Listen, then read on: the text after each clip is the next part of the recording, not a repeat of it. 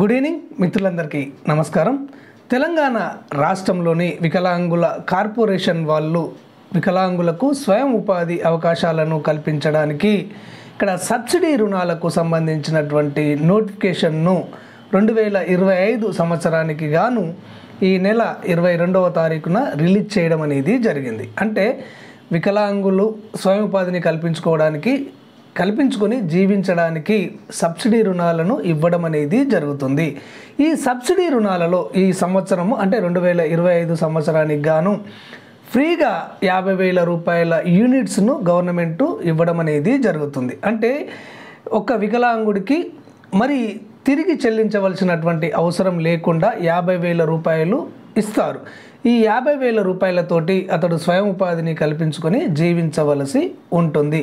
ఈ విధంగా తెలంగాణ రాష్ట్రం మొత్తంలో 713 యూనిట్లను వికలాంగుల కార్పొరేషన్ వాళ్ళు రిలీజ్ చేయడం అనేది జరిగింది.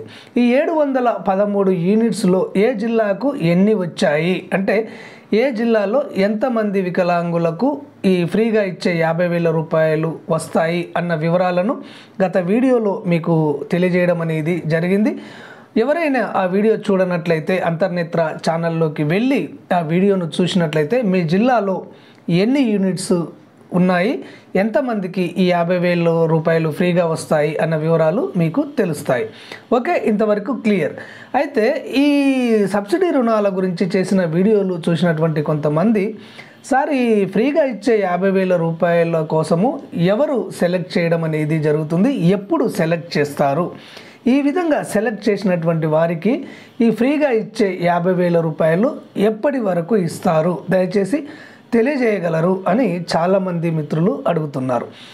ఈరోజు ఈ వీడియో ద్వారా ఇక్కడ ఈ 50,000 రూపాయల కోసము దరఖాస్తు చేసుకున్నటువంటి వారిని ఎవరు సెలెక్ట్ చేస్తారు, ఎప్పుడు సెలెక్ట్ చేస్తారు, ఎప్పుడు గ్రౌండింగ్ అవుతుంది, అంటే ఈ 50,000 రూపాయలు అర్హులైనటువంటి వాళ్లకు ఎప్పటి వరకు ఇస్తారు, ఎవరు ఇస్తారు, ఏ విధంగా ఇస్తారు అన్న పూర్తి వివరాలను ఈరోజు మీకు ఈ వీడియో ద్వారా తెలియజేస్తాను.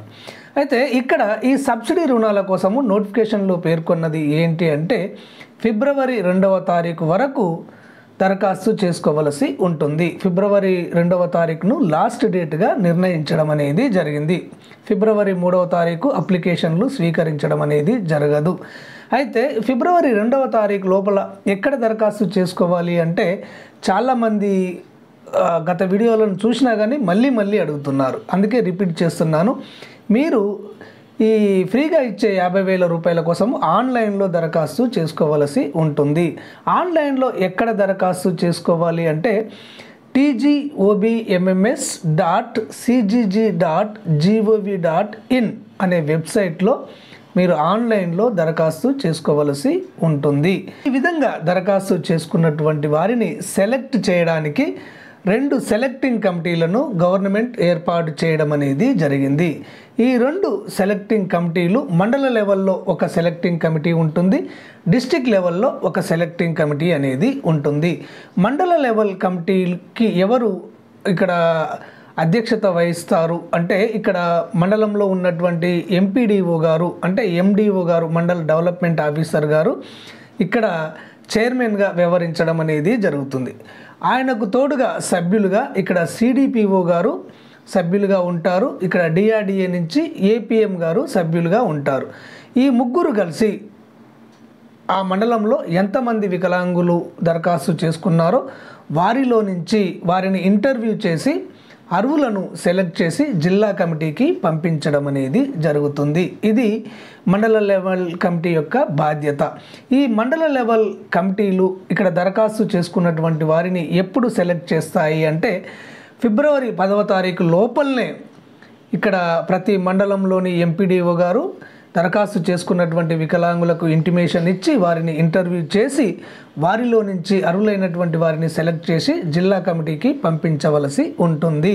ఎప్పటి వరకు అంటే ఇప్పుడు నేను చెప్పినట్టుగా 10వ తారీఖు లోపలనే పంపించవలసి ఉంటుంది. ఎందుకంటే 10వ తారీఖు రోజున డిస్ట్రిక్ట్ లెవెల్ కమిటీ అనేది అభ్యర్థులను ఫైనల్ చేయడం అనేది జరుగుతుంది. ఫైనల్గా డిస్ట్రిక్ట్ లెవెల్ కమిటీ అనేది అభ్యర్థులను ప్రకటించడం అనేది జరుగుతుంది. కాబట్టి 10వ తారీఖు లోపలనే మండల లెవెల్ కమిటీలు అభ్యర్థులను ఎంపిక చేసి జిల్లా కమిటీకి పంపించవలసి ఉంటుంది. ఇక్కడ జిల్లా లెవెల్ కమిటీలో ఎవరు సభ్యులుగా ఉంటారు అంటే ఇక్కడ అడిషనల్ కలెక్టర్ గారు చైర్మన్గా ఈ డిస్ట్రిక్ట్ లెవెల్ కమిటీకి ఉంటారు. ఇక అడిషనల్ కలెక్టర్ గారికి తోడుగా కన్వీనర్గా ఇక్కడ సంబంధిత డిపార్ట్మెంట్ వాళ్ళు వికలాంగుల సంక్షేమ శాఖకు సంబంధించినటువంటి డిడబ్ల్యూఓ గారు కన్వీనర్గా ఉండడం అనేది జరుగుతుంది. ఇక సభ్యులుగా ఇక్కడ మెప్మా పీడీ గారు సభ్యులుగా ఉంటారు, డిఆర్డిఏ పీడీ గారు సభ్యులుగా ఉంటారు.